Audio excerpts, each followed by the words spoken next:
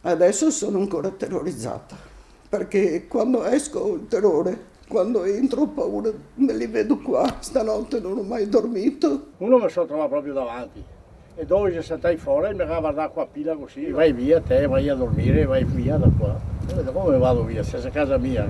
Con queste sicurezze che avevo adottato io in questa casa, pensavo di essere più che al sicuro, perché ai serramenti blindati, il sistema di allarme,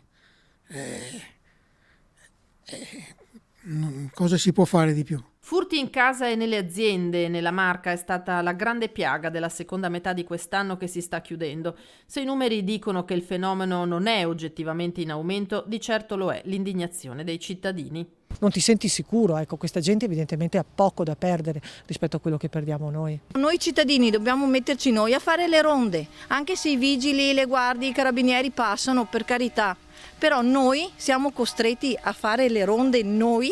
Un anno non facile, come riconosce il coordinatore dell'organismo di vigilanza furti in corso Cristian Dema, partito come gruppo Facebook e sfociato in una realtà che si interfaccia con prefettura e comuni. Quest'anno abbiamo visto una piccola escalation di questa sfrontatezza di questi ladri che entrano con allarmi inseriti, con persone in casa, anziani e tutto.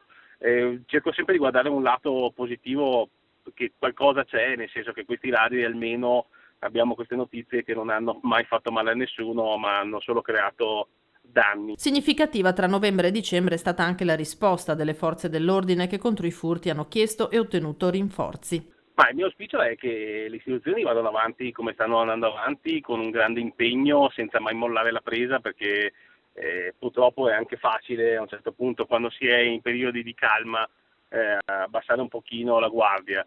E il mio auspicio grande è quello che iniziamo anche noi con l'associazione a questo famoso protocollo d'intesa con i sindaci per darci tutti una mano per debellare questo problema sempre di più.